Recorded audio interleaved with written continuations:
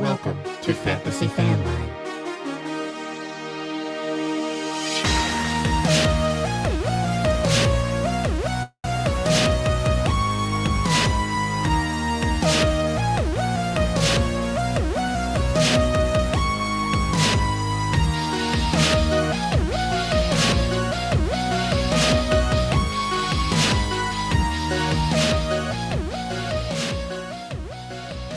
What is up, everybody?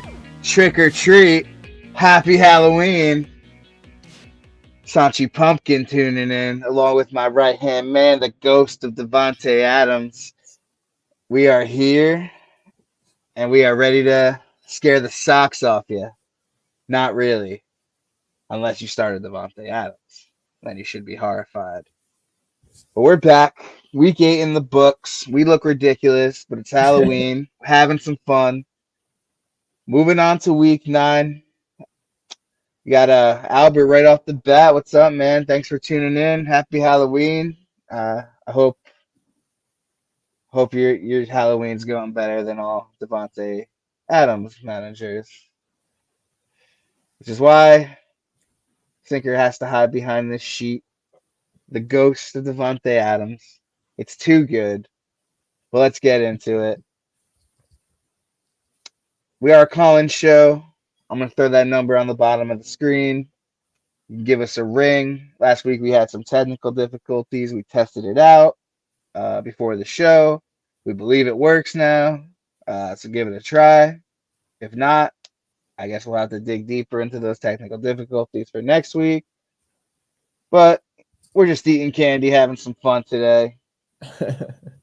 Trying to avoid the monsters. But speaking of monsters, let's talk about a guy who had a monster performance.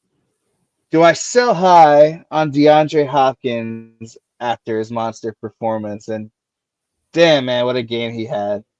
This is a guy we thought he was toast. We thought he wasn't going to be too relevant for fantasy. And, yeah, comes out, has 128 yards and 3 scores. Talks his talk after the game. And huge game against Atlanta. But the question is if you're selling high, and I'll pass it to you, Sinker.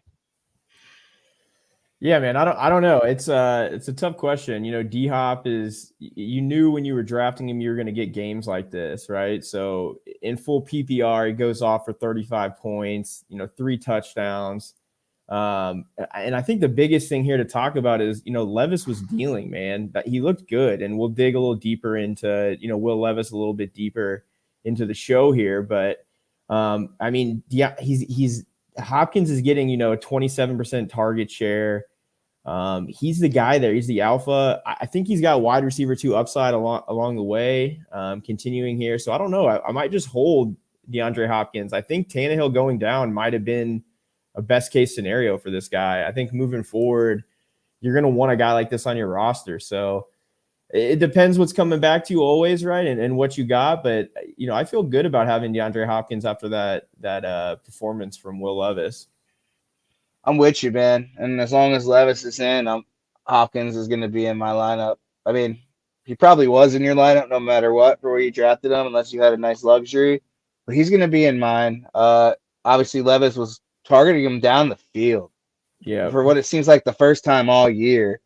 And that's just the kind of play. Those are the kind of plays DeAndre Hopkins needs to thrive. And damn, did he make the most of them. I don't think you're going to get too much in a sharp league. I think you're going to undersell if you try to sell him right now, even if you try to sell him high. So yeah, I'm with you, man. I'm holding, and I'm riding that out. And hopefully Will Levis stays in and he continues to get this chemistry going with DeAndre Hopkins, because that was vintage Hopkins. Yeah. We thought we would never see it again, and then what do you know? No ghost costume for him. Yeah, I will say the one thing to note with Hopkins is you probably 2 things. So their strength of schedule moving forward it's pretty easy. So it's favoring DeAndre Hopkins, it's favoring Will Levis. They should get in shootout games. The team's tanking. So I think a lot of those things align. The only thing to worry about is we know how the Titans are. it can become a Derrick Henry game. And if it goes to that and they're just trying to run the ball, that's your only problem that you have with Hopkins. But yeah, I agree with you, Sanchi. I think, vintage Hopkins, and I like him moving forward. For sure, for sure. And I will add to the audience that, if you're only listening on audio format, check us out on YouTube because we look ridiculous. Yeah. Our guest unfortunately had to bail out last second. So it's just two bros talking football on Halloween night tonight, dressed in some costumes. And that's okay. Life happens, and what are you going to do? Speaking of life happening, man, your boy. What the hell happened to Patrick Mahomes against the Broncos? And I know he had the flu. I know he was sick. But I'm pretty sure the Chiefs have won 16 straight against Denver before the loss last weekend, and like being sick is one thing, but that was not Patrick Mahomes out there. I felt like that was ugly. He got sacked 3 times. He had lost a fumble, 2 picks, 241 yards, no scores, just single-digit fantasy points, which I think anyone who watches or football would have bet any amount of money that Pat Mahomes would go over 10 points against Denver. I certainly, if he stayed healthy the whole game, which he did. And what the hell happened, man? And I'm interested to hear from you because you were definitely locked in watching that. I didn't get to catch the whole game. I just kind of watched the highlights, and it was one of his worst performances of his career. And Denver Broncos D has been sneaky good for fantasy the last couple weeks. Keep that in mind. Like, they are trending on upwards, but the best quarterback in football should score more than 7 points against Denver Broncos. So, Sinker, what did you see? Is he going to be okay? Spoiler, he is. Let me hear it. Yeah, I mean, I think obviously, like, anytime the Chiefs have a down game like that, national media loves to talk about it and talk about Mahomes. And is this going to, be a domino effect into the rest of the season? But you got to talk about, like you mentioned it, the flu. Like, he obviously wasn't 100%. He wasn't feeling well. And the biggest thing here is just it's a divisional game. You're playing the same team twice in 3 weeks, right? So they saw you 2 weeks ago. They got your number. Now you're going to play there. Cold, snowy game. I mean, the whole way, how everything played out, I think that you have to consider that. Mahomes is going to be fine moving forward. I am a little worried about the wide receiver core, but I was talking with a buddy of mine earlier today, and it's a very similar wide receiver core to what we had last year. They still were able to, win the Super Bowl, move on. So I think Mahomes is going to be fine. And I think, man, what a game we get on Sunday, early morning shootout against the Dolphins. So I fully expect that to be a get right game for Mahomes. And, I'm hammering the over on that. That's definitely game of the week, man. That's 100%. Patrick Mahomes will have double-digit fantasy points against the Dolphins, unless he gets hurt. Knock on wood. Don't hate me, but he's gonna be fine. That's gonna be a great game. I'm trying to pull up that over/under real quick. Curious to see what it is. I'm assuming it's one of the highest of the week, if not the highest. I got it right here. 50.5 right now. So 50 and a half. Yeah, I think it goes over, man. I think that game's going to be this is amazing. We get at 8 for me. So for you guys, East Coast, 9:30 a.m. you get Chiefs Dolphins, and then the night game is Bills Bengals. Like, let's go. We got a good slate on Sunday. Yeah, that's good stuff. I'm excited to lock in, watch some football. Definitely great to kick off. Wait, it's a Thursday night game, no? Oh no, Thursday's 10. I'm reading the schedule wrong. 9:31. Hey, why is it early? It's in Germany. It's in Germany. Oh, that's crazy. Yeah. So get your what do they call it? Your bratwurst. Your Steins. Yeah, your Steins and your bratwurst. Yeah. Some pretzels. Oh yeah. All right, we have we were gonna get into this a little later, but just hop into it now. Pat Mahomes, don't worry, he's in your lineup, and if he's not, you should rethink about playing fantasy football moving forward. It was one game. He'll heal up. Now that Fournette has signed with the Bills, will it hurt James Cook owners? Listen, I think James Cook's going to be fine. If anything, it's putting Latavius down in the dirt on Halloween. You know, it's going to hurt Latavius Murray more than James Cook. But Fournette, you know, early down work and goal line. This is something he's known for. My prediction is that it's going to hurt Murray, and Cook should be fine. But we'll hold off on that because it seems like we have a call, and I hope it works this week. Let's give it a go. Anything can happen when you're live on Halloween. Ooh. Testing. Yes, sir. Yes, sir. Yes, sir. What's up, man? Good. Who is it? Who are we speaking Can to? you I guys think I hear know me who it this is. week? Oh yeah, this is my guy. Number one fan, Joe from Boston. Happy Halloween, boys! I'm so glad this is working because I have a serious conundrum, and I need your guys' to weigh in super quick. I got 2 quick questions, then I'll hang up and listen. You guys are killing it this season for me. I was 2-5 last week. I called. Now I'm 3-5. So you're my lucky charm. So who you got? How much? Let's Okay, go. first question. How much do I put on Will Levis for waivers? $4 seem like I might get him for $4. How much? It's a single quarterback. How much fab do you have left? And is it single? Single quarterback. Yes, and I had Cousins, and he just died. So How much fab do you have left right now? $15 out of 100 left. Okay. And is there No bet. Is there anyone else in the league right now that has a quarterback on bye, or do you think you'll be bidding against anyone? Have you analyzed that at all? I'll probably be bidding a couple. Yeah, a couple guys have like crap for quarterback. Somebody has Sam Howell. I'm going against the guy who has Sam Howell, so it's also like a potential block situation. I don't want him getting Levis. And then another guy has, the Saints guy who's kind of blows. But yeah, I'm thinking $4 is my bid, but maybe I want to go to 5. I would probably up it a little bit, to be honest with you. I think here's the thing about it. I think the quarterback waiver wire right now is extremely ugly.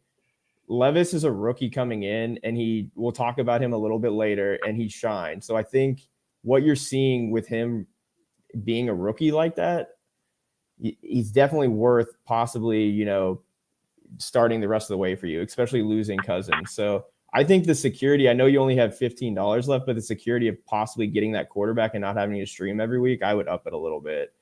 I'm in a similar situation in the league, and I literally only have $5 left, and I'm bidding 5. So I don't know. I would up it a little bit, but so you're playing against Hal, and who else is on the? Yeah, I have Jordan Love.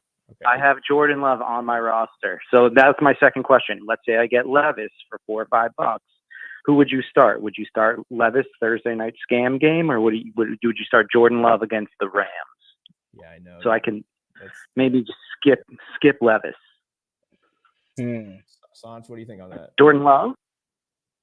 Well, Titans 2.5 underdogs in Pittsburgh. Packers 3-point favorites at the moment with a little bit higher of an over-under. The Tennessee game is 36.5. The Green Bay game is 39.5. It's not pretty no matter what, but I think I'm leaning Love. I would still try to roster Levis though, because never know. You said quarterbacks are rough. I'm assuming there's not too many of them on waivers. If you're fighting for Will Levis right now, it can't be great. It's probably like Jimmy G, Daniel Jones. Like, it's probably not looking great for you. I got him. Yep. I think my bid would be like $7. Yeah, I agree with that. I would up it. $7. Yeah, because like the fact that he's a rookie and he looked good in his debut, that's the biggest thing for me, because it's hard to find a guy, especially a rookie. Like we saw this with Justin Herbert against the Chiefs, that when he wasn't supposed to start, he came in, had a great game, and that guy was a league winner. So you're taking the risk. it sucks that he's playing Thursday night because those Thursday night games are always awful, short weeks. But I think I would probably lean Love as a safer bet, honestly. But I think that you should try to get Levis on your team just in case he does ball out again, and then you've got a locked-in quarterback. You don't have to worry about it for the rest of the year. Amazing. Okay, thank you so much. I got you. And now last one, I'll hang up and listen. Happy Halloween. Pick one out of these three guys. Pick one. It's for my flex. Imari DiMercado, Deonta Foreman, Cam Akers, or Charbonnet. Pick one of those four. And I'll hang up and listen, guys. You are amazing. Thank you so much for all your help. Happy Halloween. I'm going to go get some candy. Happy Halloween, man. Get the good candy. Some Reese's Cups. All right. Thanks, man. Anytime. All right, Hope to hear from you soon, Joe. All right, bro. All right. DiMercado, He's playing Foreman. Yeah. DiMercado's playing the Browns, which has been, a good matchup. Charbonnet at Baltimore. I'm probably not playing Charbonnet, honestly. I think I don't know. It's He said what? Cam Akers. Kenneth Walker's backfield right now, and I still think it seems that way. Yeah, Cam Akers. I think it's probably Deonta Foreman for me, honestly, against New Orleans. I mean, I don't necessarily love it, but I think probably your safest. Out of those four, yeah, I'm rolling Foreman as well. It's not pretty, but it's bye week time, and that's your flex spot. Yeah, let's roll Foreman. Hope for the best. That's not great. So we're rolling Jordan Love and Deonta Foreman. But we're still getting Levis. We're bidding up a little higher. As Sinker said, he's a rookie. Just never know. What if he just comes out again? I know it's a great defensive line in Pittsburgh, and he should be on his ass a couple times that game. But who knows in the NFL anymore? The guy, if it's a question mark around him, and after 1 week he's trending upwards, pick him up. Just give him a shot. And if for some reason he has a huge game against Pittsburgh, then I think you struck gold. If you lost Cousins and this guy's just the guy moving forward and he keeps playing like this, $7 fab, yeah, you struck gold. So good luck, Joe. Always a pleasure to talk to you, man. Sorry about last week. I'm glad everything's working this week. Hoping to win you back-to-back championships. Thanks for tuning into the Fanline, brother. Hope to talk to you soon. Now, Tommy Donuts with a serious question about Joshua Dobbs getting traded to Minnesota, which can also tie into the question we had in our mailbag about thoughts on the Vikings wide receivers after losing Kirk Cousins for the season. Horrible situation. Kirk Cousins, love him or hate him. Dude gave all he had in Minnesota. Class act, hell of a player, and you just hate to see it go down like that. Especially that it could be his last time as a Viking.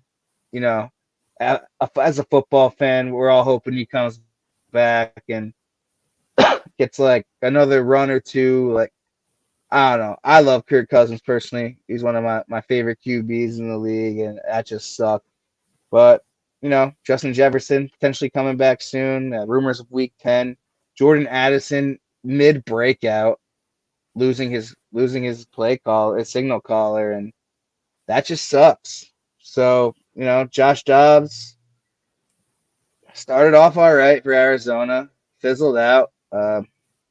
Cardinals got some value on him.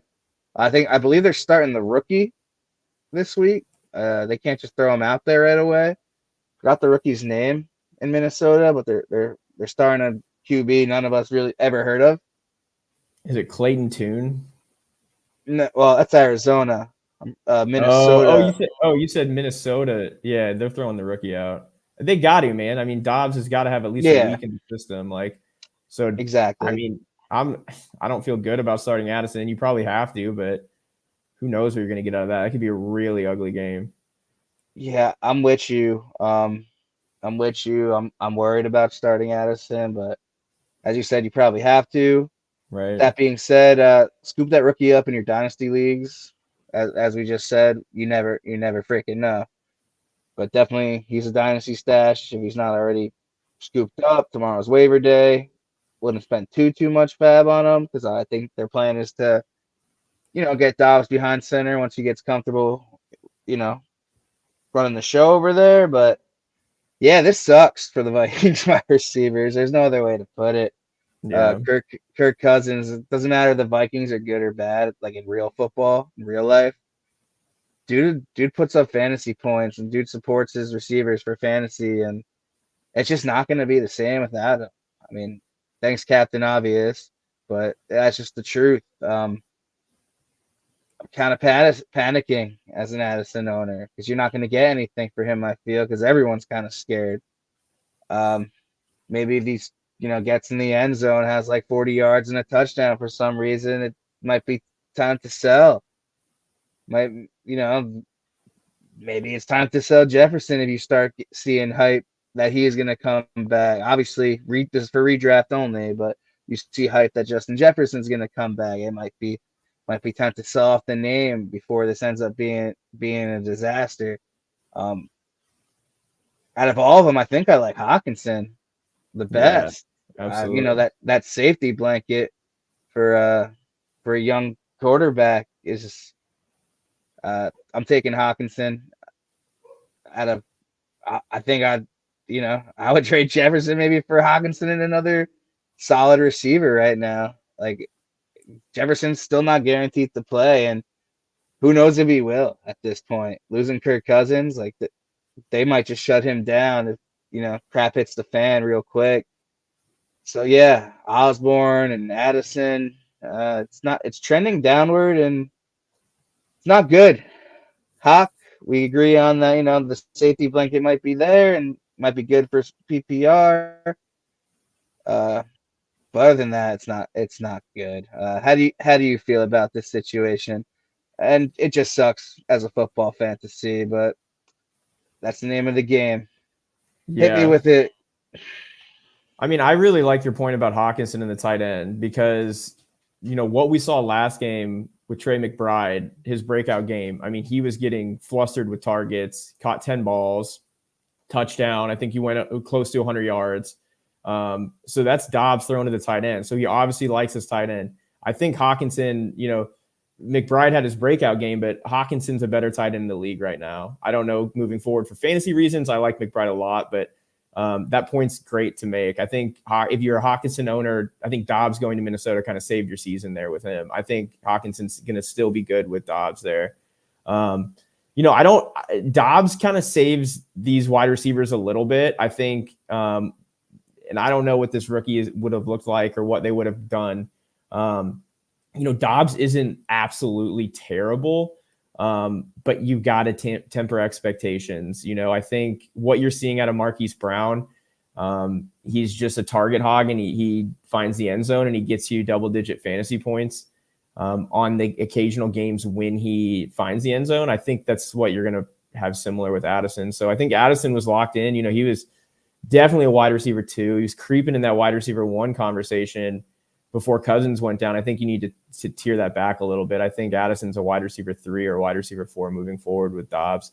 I don't love the throwing ability of Dobbs. I think he's all right with running the ball, and it causes some of the field to open up for these guys. But yeah, it's a bummer that Cousins went down. As much as I don't think he was like a great NFL quarterback, he was really good for fantasy and getting Jefferson and Addison the ball. So if you have these guys, I don't know. I wouldn't sell low right now. I think you need to see what you got.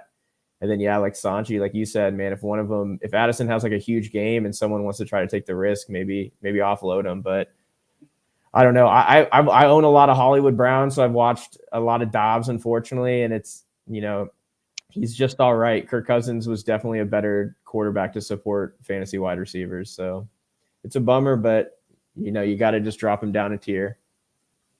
Yeah, Jaron Hall is his name. At a 25-year-old rookie at a BYU. Expected to start week 9. Not pretty in Minnesota right now. No, and it sucks because they were kind of on a roll there for a little bit too. It seems like they were picking up and they were going to start to make a run. Yeah, they were catching some fire. Tingley, hey yo, what's up, Tingley? Thanks for tuning in. P Mugs, another very important question. A lot of us are wondering what's going on, kicking ourselves for taking this guy. Chris Olave, is it time to sell him? And I don't think so, because I don't think you're going to get anything close to what his value is. I think you just have to either keep rolling with him and hope for the best or throw him on the bench. But I'm not throwing him on the bench against Chicago. Um, I think what do you have? He hasn't had 20 points all season. Yeah. Book me down for this. Chris Olave finishes with 20 plus points in PPR this week. Put him in your lineups against Chicago. He's too talented not to get going, in my opinion. It's just New Orleans has kind of been a mess too. But against the Bears, we just talked about how their defense is getting better, and they become one of the better fantasy streams. But I kind of feel it in my Halloween spooky bones this week. The Chris Olave game coming up at home against the Bears. Don't kill me if I'm wrong. That's just a gut feeling, and I usually roll with that number one in fantasy. So no, I'm not selling Chris Olave. I don't think you're going to get anything worth what he's worth from anyone right now. Wide receiver 26. Obviously expected a lot more, but it could be worse. It could be worse, and the ceiling's still there. So no, it's a no sell for me. What about you, Ghost? I mean, he's averaging around 30% target share a game.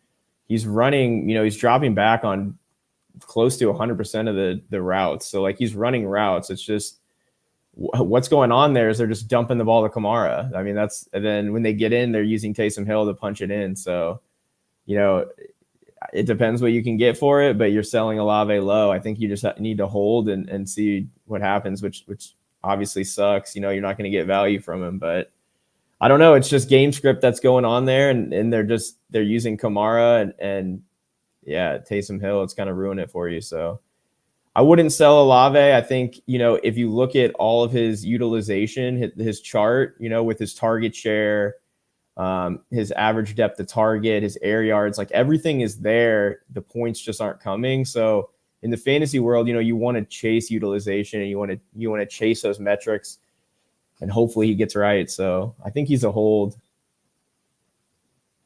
Definitely agree with you there, brother. We got a trade question from Tingley. Would you trade Kelsey or Kamara for Diggs plus Pollard? You're getting them both for one of those guys? Yes, I would. I think I would probably trade Kelsey or Kamara for Diggs straight up. You're getting Pollard as well. I mean, I know, he's been a bust. He's the RB16. He's still an RB2. There's still plenty of time for him for that positive TD regression. I mean, he had 2 touchdowns against the Giants week 1 and hasn't found the end zone since, as far as receiving too. Yeah, not great. Not great for Tony Pollard, but no, at the end of the day, he's still an RB2. He's the RB16 in PPR formats, and you're getting Stephon Diggs on top of it. Yeah, I would prefer to probably dish Kamara over Kelsey, but either way, if you're getting them both, that's a smash accept to me, man. Just for Stephon Diggs alone, and then you're hoping Pollard gets right. And as I said, even though he's had a very slow, weird start, he's still the RB16, and there's plenty of weeks left for him to get right.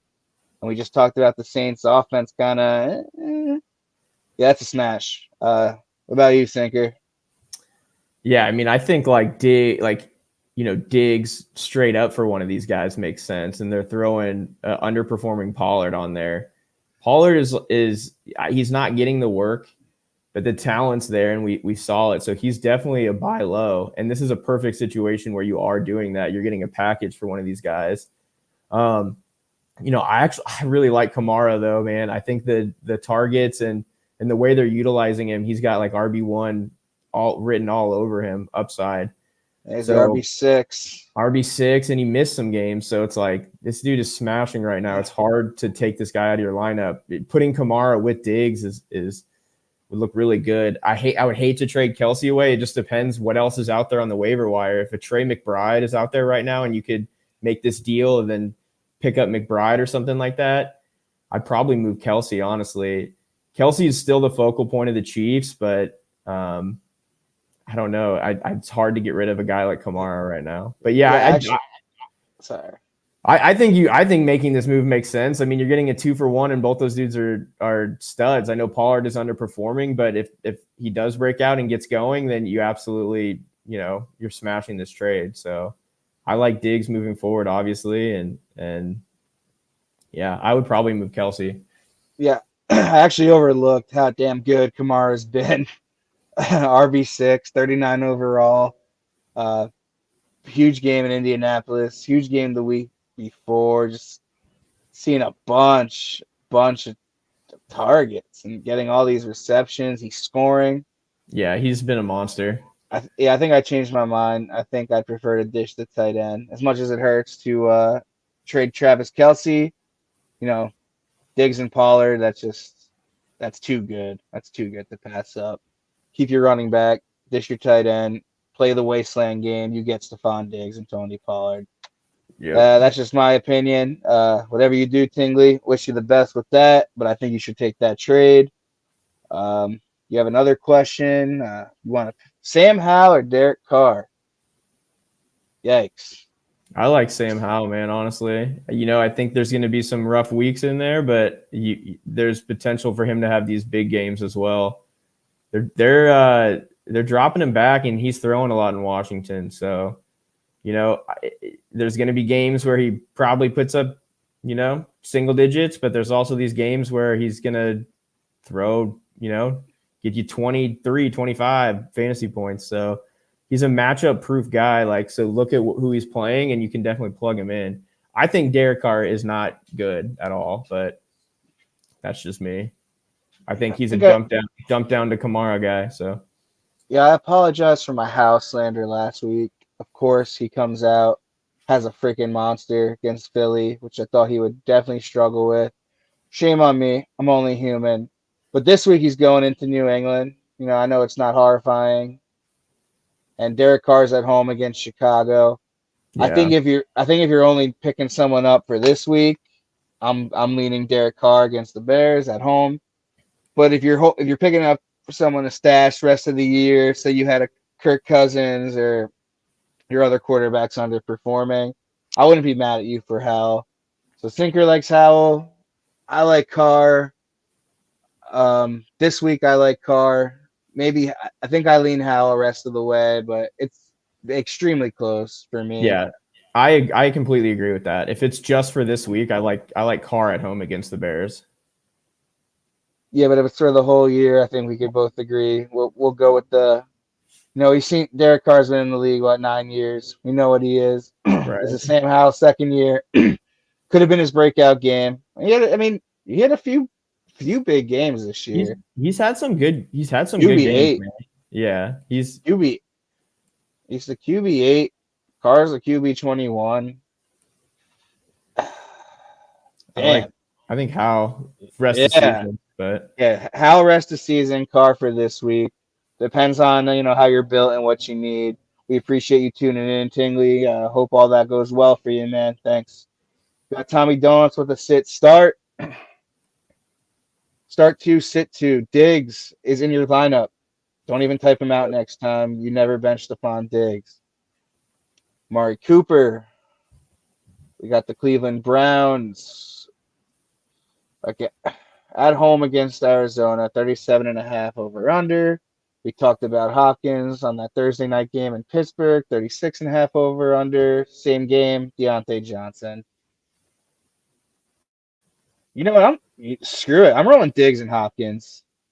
Cooper's been so underwhelming, and I'll leave him on the bench. If he has a great game, so what? He's been screwing you for weeks if he's been in your starting lineup. Deontay Johnson, we know he's talented.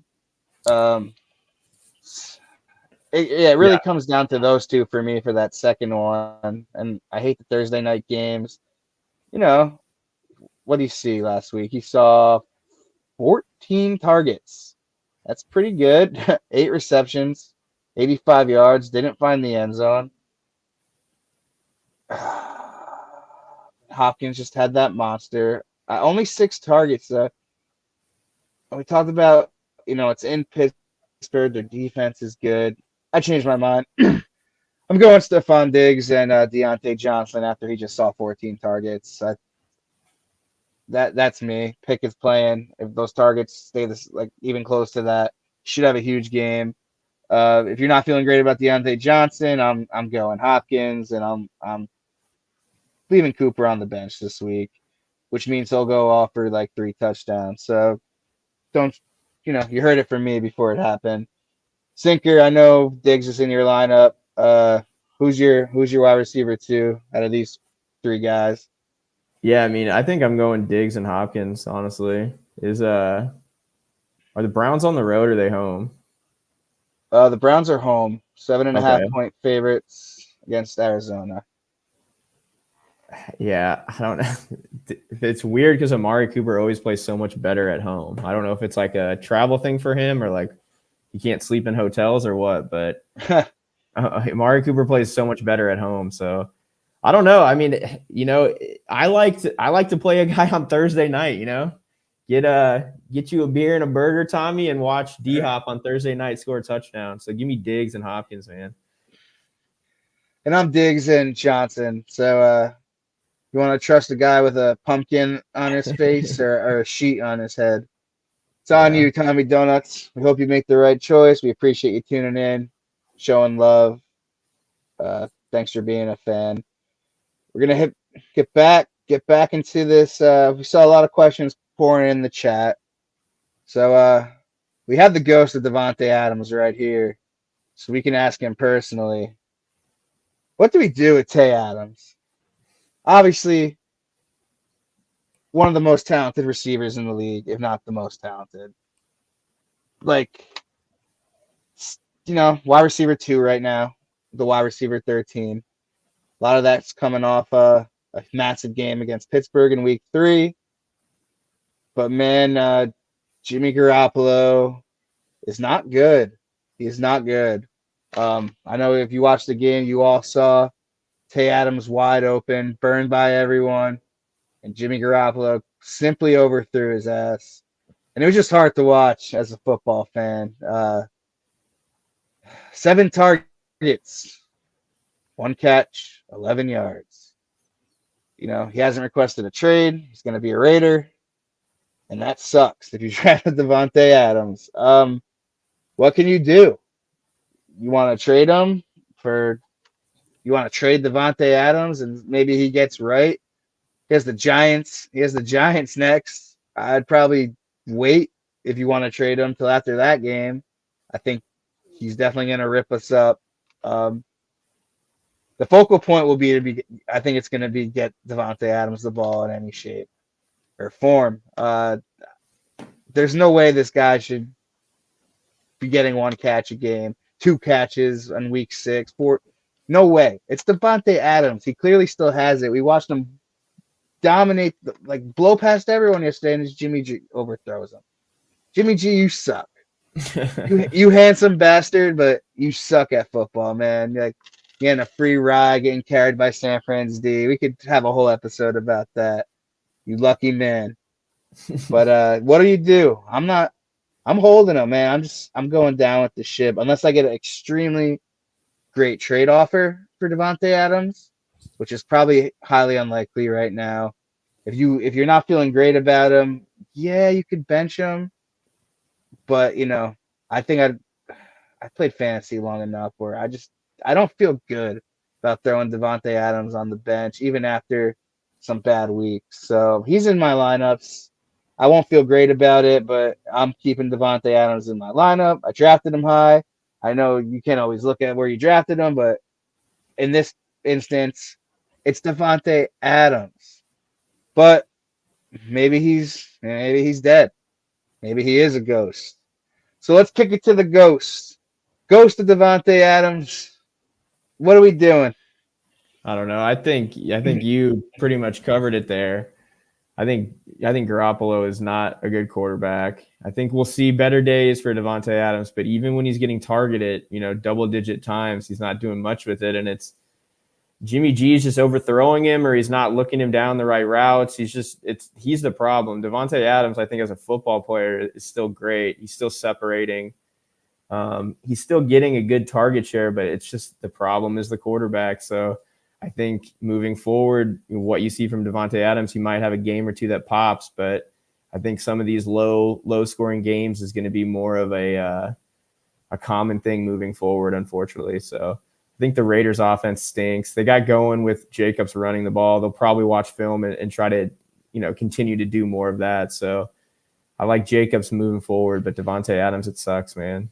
So not much more to touch on that. I think, Devontae Adams is dead and I'm the ghost. We're hoping for what is it? A little exorcism, bring him back. Whatever. It's Halloween. Go eat some candy. Hope for the best. P-Mug, this is a great question, so I'm going to pull this one up too. Was starting Rashee Rice against Miami be an upside play? If so, should I play him over Addison? I think you absolutely should plug him in this week in that high over-under. Over Addison with the rookie quarterback that we'd have no idea about. The rookie quarterback ends up being good. Addison has a good game. We already talked about that. But yeah, I'm playing Rashee Rice over him this week in the highest over-under, and it should be German shootout. I'm pretty sure my ghost friend will agree with me, but I'll get his thoughts on that. Yeah, I absolutely think I would play Rashee Rice over Addison this week. There's a lot of unknowns with Addison going in, and we don't know about the rookie quarterback until Dobbs gets going. I think Addison's an easy sit and play Rashee Rice in that high over-under, and I think the Chiefs are favored too, man. So that's my play. Fire him up. Hopefully he scores a touchdown for you. Yeah, I have him in a few leagues too. I'm definitely, with all the bye weeks and injuries, I'm definitely plugging in Rice. He's looked solid. He could throw. Last week was kind of a fluke. I still think he had a decent PPR game for what he is, right? 9.6. Not great. Still have to play Devontae Adams. So outside of Kelsey, Rashee Rice is Mahomes' number one wide receiver right now as far as routes run, targets, and everything like that. So we talked about him last episode. I know P-Mugs, you tune in every week. So eventually, I've been talking this guy up for a long time now. Eventually, he's going to get going. And maybe it starts with Miami. Yeah, that's the game it should get going, right? You expect it to go over 50.5. I think I agree with you. I think I'm going to slam the over. I could see this being like a 40-something to 30-something game. Either side, no matter, I could see this being a shootout. Incoming, 13-10, German game. Yeah. But, you know how it goes. But we're going to get into a guy you talked about before, and breakout game indeed. Trey McBride, a must-start tight end moving forward. And there's not too many. There's 4 to 5 must-start tight ends. But, yeah, I'd say, Ertz was placed on the IR. It's Trey McBride's job. He's the starting tight end. You saw 14 targets, just like Deontay Johnson. Came down with 10 of them. You play in PPR, that's 10 points off the rip. 95 yards in the score, 6.79 yards a grab, on the field for 82% of the snaps. Yeah, how you gonna not play this guy moving forward after seeing that against Baltimore, nonetheless? So absolutely. I forgot who was on the show a couple weeks ago that brought up McBride. I don't know if it was you or our guest sinker, but that was a hell of a call. We knew this guy had some juice.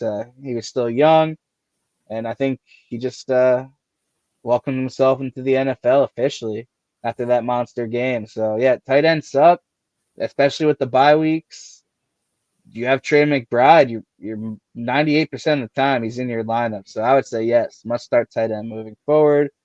I don't think he's going to get you those numbers every week, but with a tight end, you're happy with 12 to 13 points, and I think he's definitely capable of doing that every week. this is someone you were talking on before, Sinker. So how do you feel about him? Yeah, man. I mean, I think, the Ertz injury opened up a ton of doors for McBride. We saw this is his second year, so he's a second round pick. So this is his second year. In college, his senior year for Colorado State, he caught 90 balls for, I think, close to, 1,200 yards. So we've seen this production before from him. So he has the capability to be, a catching tight end who can break out. And I think we saw that, 40% target share with the Cardinals last week.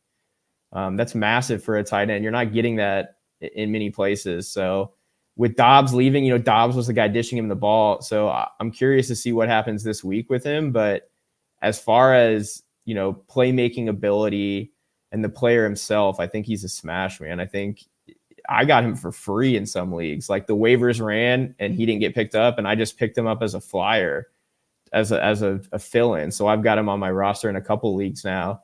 But yeah, I mean, he's got big playmaking ability, and I think they're going to feed him the ball. So I like him moving forward a lot. I think if you got him, or if he's on the waiver wire, definitely try to snag him. But I think if you got him, you're gonna feel good starting and moving forward.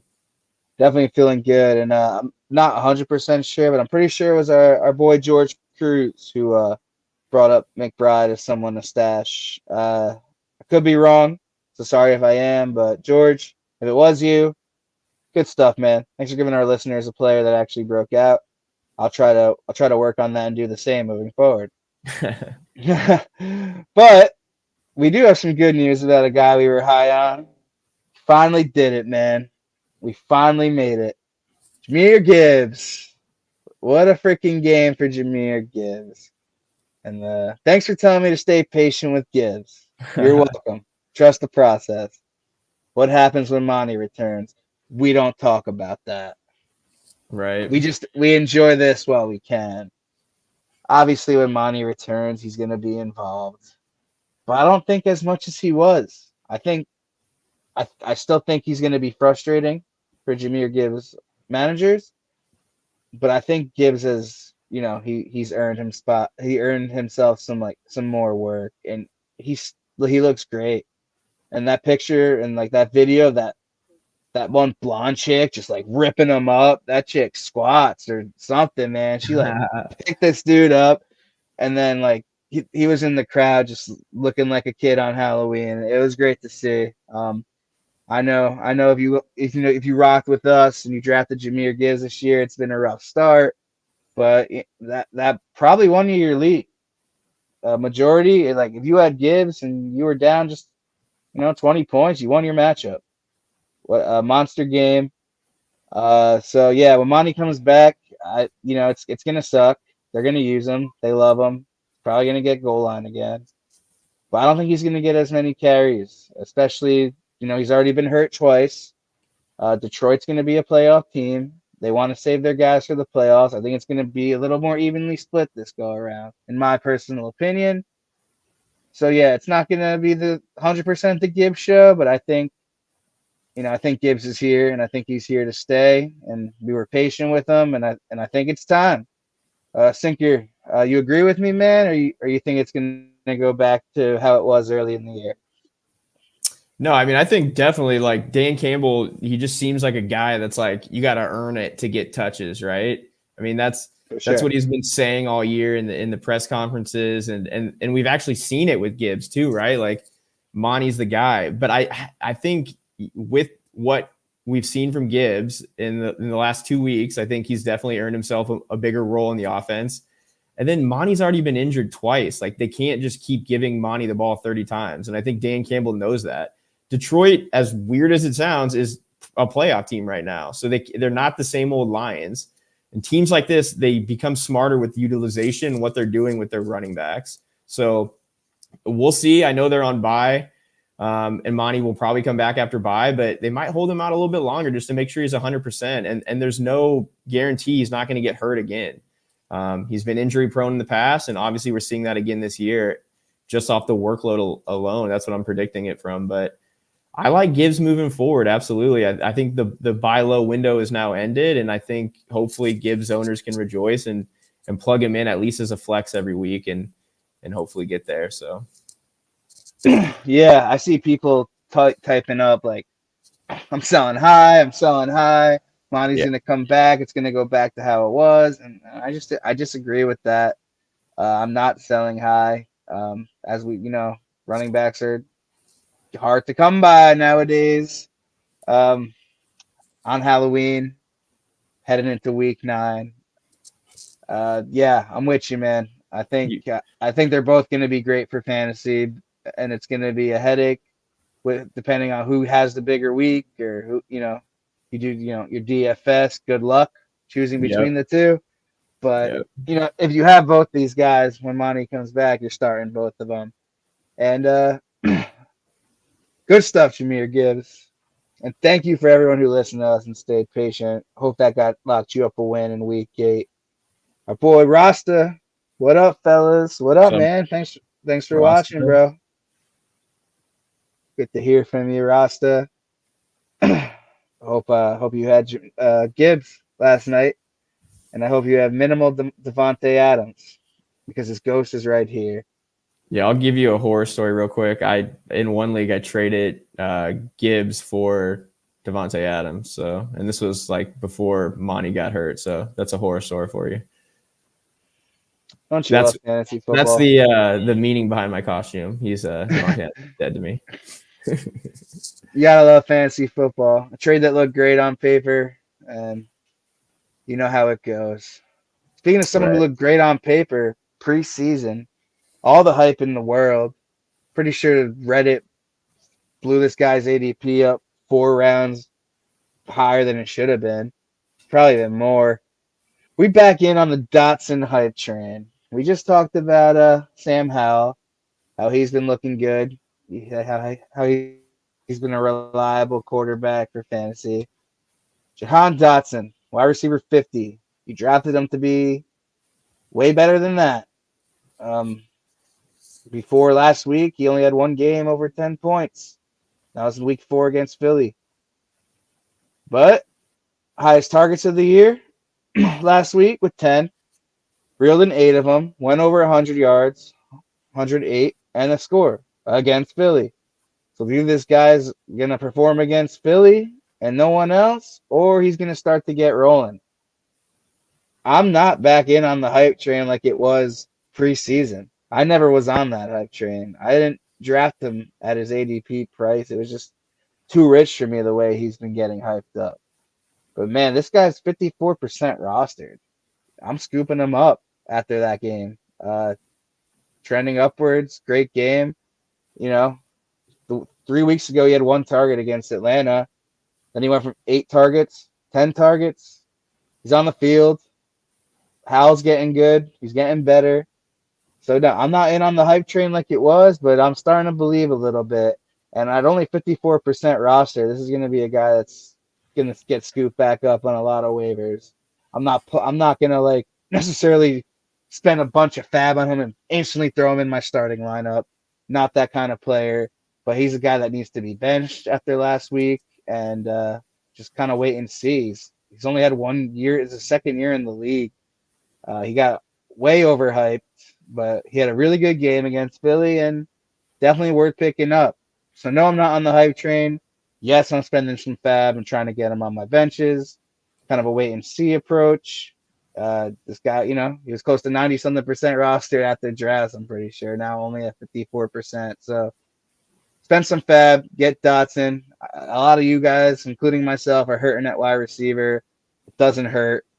I'm all in on that. Sinker, were you in on the hype train? I don't even know we talked about Dotson way too much earlier on, but how you feeling about it moving forward? So I think there's a pro and a con to Dotson. It's good that you saw the breakout game finally. I think, fantasy owners were waiting on that. He probably wasn't in your lineup because he was probably dropped or, sitting on your bench. The good thing about Dotson is he's running 86% route participation. So he's on the field, and this is becoming a pass first offense with Howell. The downside of that is he's only averaging 5.6 targets a game. So he's not getting enough volume to feel comfortable about starting this guy. I think, after this performance, a breakout game is always good. Confidence for the player. The quarterback sees that he can get it done. Howell might start looking towards him a little bit more. It's still Terry McLaurin's team. I think if anything, maybe he's a flex play in like a 2-flex league. But other than that, he's probably staying on my bench. I think this might have been an outlier game for him, unfortunately. Yeah, but definitely worth some fat. Yeah. Stashing up, right? Yeah, if he's For on your sure. waiver wire, he's one of the better waiver wire pickups this week, absolutely, because he does have the potential, the player profile to get you there. I just don't know if it's going to be sustainable. I think this, like I said earlier, was an outlier game. Yeah, along with McBride, if he's chilling, definitely look for McBride, who we talked about a lot today. Yep. But yeah, Dotson, definitely worth a guy, worth a stash on waivers. Don't spend too much on him, but if you're desperate at receiver, definitely worth that gamble. I just want to thank everyone again for tuning in with us. We're going to take one more, and we're going to go eat some candy. Can't wait. Nerds Rope, Reese's Cups. Oh, yeah. All that. Yeah, what's your favorite Halloween candy? Yeah, we should have ranked that. I think it's got to be Reese's Peanut Butter Cups for me, man. Yeah, 1.1. Reese's Cups, clear 1.1. Yeah. I don't know. I'm with Marshawn Lynch too. I love them Skittles. They're probably in my top 3. Yeah. Snickers, man. I love Snickers. Snickers, solid. I mean, no, not a fan, huh? Almond Joy, sleeper. Give me all the hate. I love the coconut. Almond Joy, sleeper pick. So that's hilarious. I like Almond Joy, but I feel like Almond Joy is a weird candy that people think if you make a Twitter poll and ask if Almond Joy is a good candy, yes or no, I guarantee you that the percent will say no. So I don't know. Oh, for sure. But it's a weird one. I like it too, man. I don't know why. You're a fan of coconut. Me too. It's definitely the sleeper of my Halloween candies. Oh, there's so many. I'm kind of blanking. No, I didn't hear about this, Rasta. That's gross, man. I just bought a bunch of Reese's. Ooh, genius. Mounds and Almond Joy. Puke emoji. See, I told you, man. No one likes this stuff. It's all right. More for me. More for us. All right, let's take one more question so we can go get some candy. Call it a night.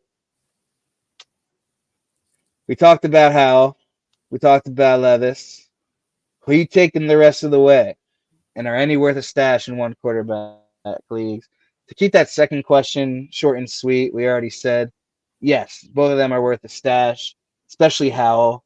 He's a top 10 quarterback right now. He's worth a stash.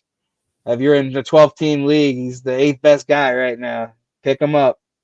We talked about Levis being a rookie, having that chemistry with Hopkins right off the jump. Definitely worth a stash as well after that monster performance against Atlanta. Obviously a tougher matchup against Pittsburgh. But rest of the season, yeah, I'm going to go with the guy who's currently the quarterback 8. Not to make it easy on myself, but it's the numbers, This guy had his first game. It was a monster game. But Howell's done it multiple times. So, yeah, give me Sam Howell the rest of the way. And I definitely think they're both worth a stash in one quarterback leagues. Full show. Goes to Tay Adams. Who do you like rest of the way? Yeah. I think Howell is probably the safer bet moving forward. We've seen multiple games where he gets you there and he's getting you, 20 plus fantasy points at the quarterback position. So I think Howell's the safer bet, but I mean, don't sleep on Levis, man. 29% of his passing attempts for 20 yards or deeper. So this guy is not scared to, air it out and go deep. So I don't know. I'll agree with you. I think Sam Howell rest of the way. But watch out for Will Levis. It might be a sneaky play. And yeah, absolutely. In one quarterback leagues with the way quarterbacks are right now, I think they're both worth rostering. I like Will Levis moving forward. We talked about it earlier on the store. Get this or on the show. Get this guy on your team, and hopefully we have a new quarterback we can follow. There you have it. Happy Halloween, everyone. P Mugs, Almond Joy, and Mounds are amazing. I knew I liked you. Rasta, the kids' bags are full by now. Time to go snatching. Says just kidding, but I'm not too sure if I believe that. JK. Yeah, Yeah, they won't. Ross is Take, definitely snagging a Reese's. yeah, you take a couple of pieces, they won't know. Just I guess check for worms in your Reese's. That's horrible. And Josh Green about to get blocked. Just kidding. What's scarier, bad turf or the Giants offense? Hey Josh, I don't know. I don't even know how to answer that game, man. Let me, story time. Took a PTO day at work and I sat in the freaking rain at MetLife Stadium for that one with my buddy who's a Jets fan. The sad part is we almost won that game with like -7 passing yards. So that's kind of speaks volumes on Zach Wilson, especially in the rain. He looked like trash. My boy Brees Hall, you know, he's great. He got it done. Graham Gano is usually automatic. Don't want to talk about it. And then of course the defense gives up 2 chunk plays to Zach Wilson. Jets hit the field goal, and it was the worst game of football I ever sat through, and I probably won't go back till I see a winning product. You'll catch me at those New Jersey Devils games. I'm still a loyal fan, but they're not getting a damn cent from me until I see some changes. I go with my buddy every 4 years to Jets Giants, and kind of wish I just worked at that point. So yeah, both pretty scary, but we're gonna lean Giants offense. I'm a realist. Product sucks. We traded Big Cat today to Seattle. We got a nice haul for him, but who the hell knows? But that's our show, and we want to appreciate everyone for tuning in. We want to thank Josh for calling, and hope you enjoyed our costumes. And week 9, right around the corner. And if you're listening and if you're watching, it's getting closer and closer to those very important weeks. We're already here, and everything counts now. No room for mistakes these days, So keep tuning in. We appreciate the love and support. Keep calling up. Keep typing in. We look forward to this every week. This will be the only time you see us looking this ridiculous, or maybe it isn't. You never know what the future holds. So, for the ghost of Devontae Adams, I am Sanchi Pumpkin. This is Fantasy Fanline. Peace.